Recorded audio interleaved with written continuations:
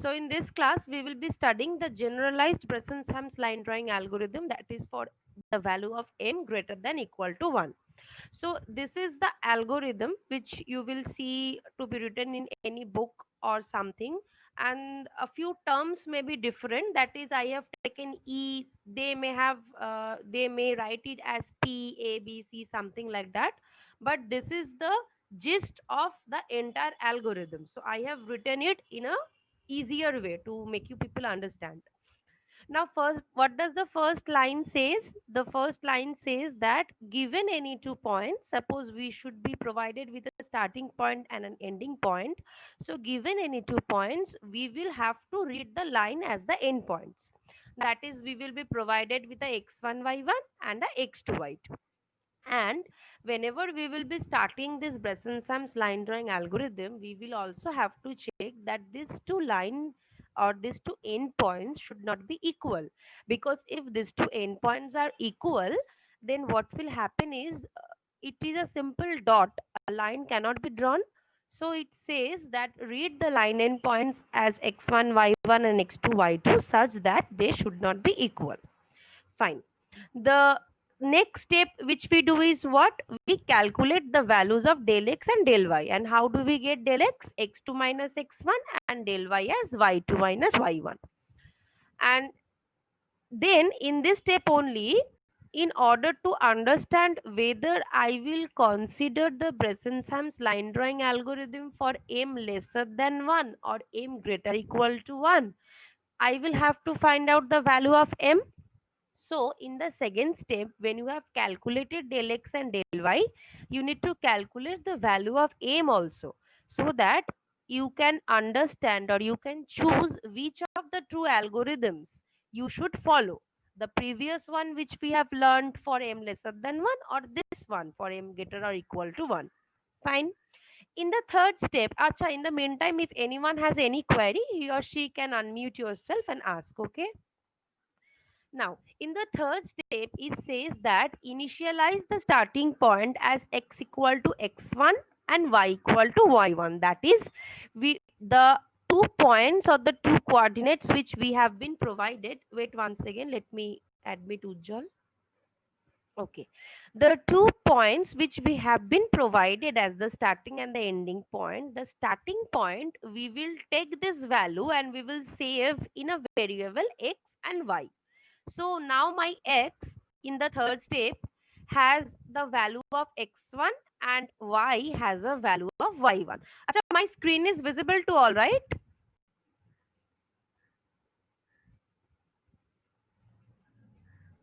Yes, ma'am. Okay. Now what does the fourth step says? If you remember in the DDA line drawing algorithm which we learned, there was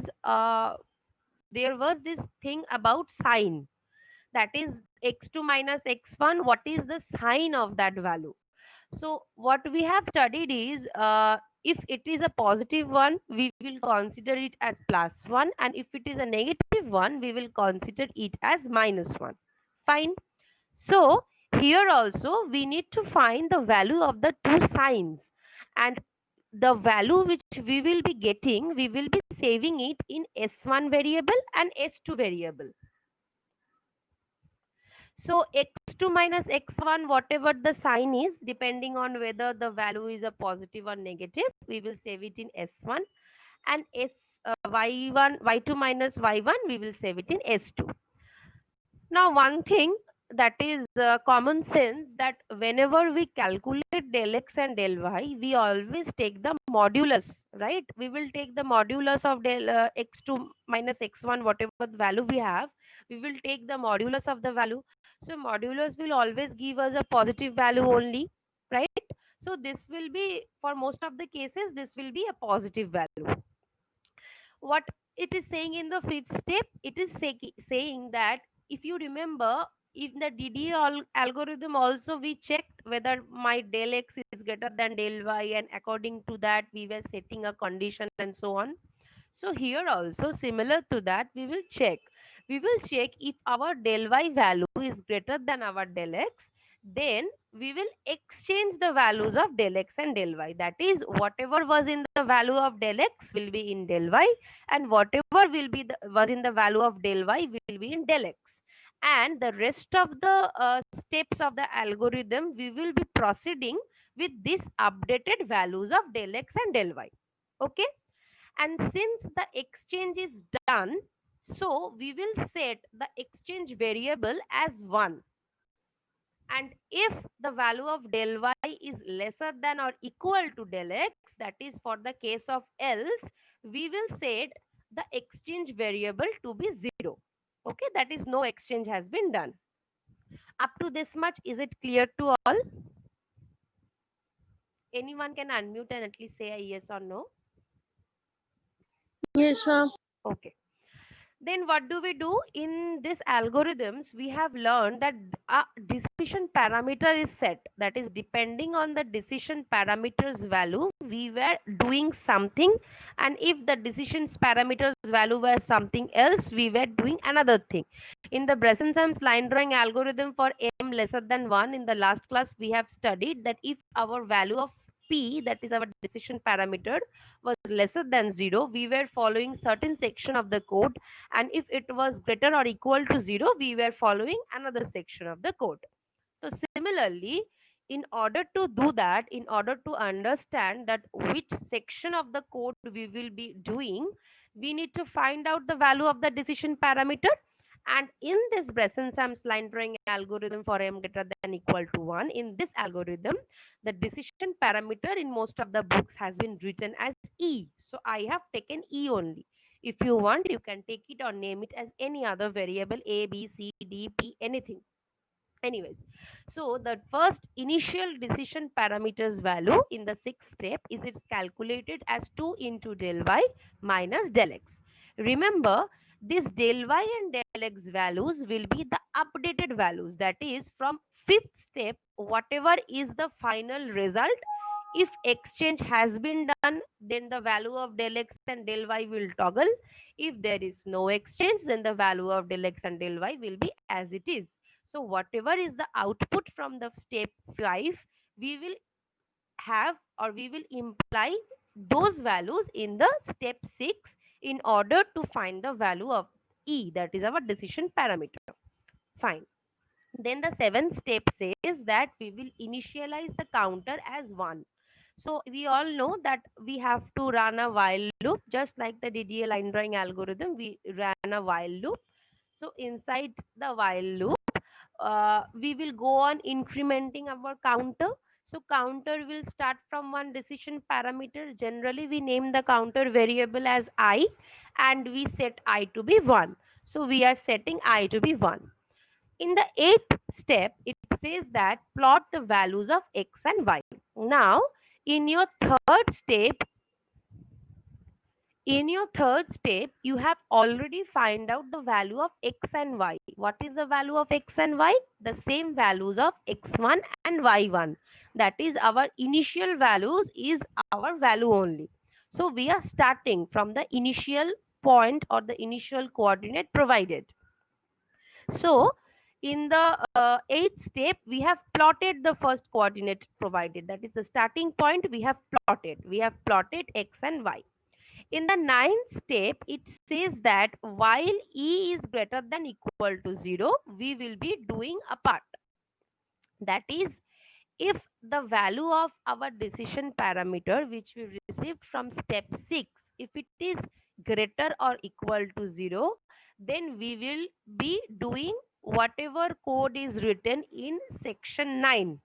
But if the value of decision parameter is lesser than 0, then we won't be entering into this step 9, and we will be directly jumping to step 10.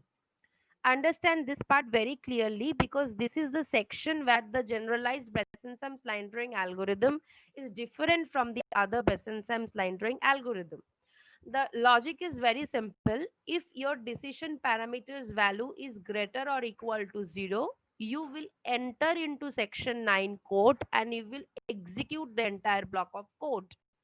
And in addition to that, you will execute step 10, 11, 12, 13 as well.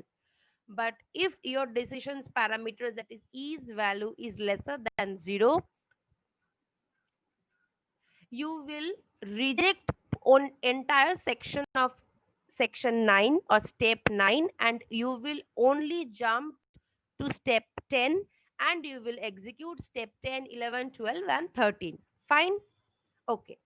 Now when you will enter section 9, if your decision parameters value is greater or equal to 0, if this condition is satisfied, you will enter 9. After entering step 9 also, one condition has to be satisfied. If your exchange equal to 1, then we will increment the value of x by 1. Else we will, if my exchange is not equal to 1, we will increment the value of y by 1. And whatever thing has been done, the new decision parameter has to be updated, that is e minus that is e minus 2 into del x. Okay.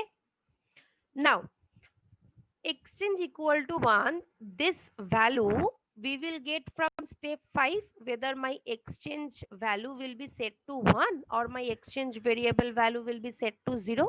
So depending on that, in this section 9 we will see what is the value of my exchange variable. If it is 1, x will be incremented, and if it is 0, y will be incremented. But in either of the cases, addition to this, e will be updated according to the value e minus 2 into del x. Fine. This section of code is finished.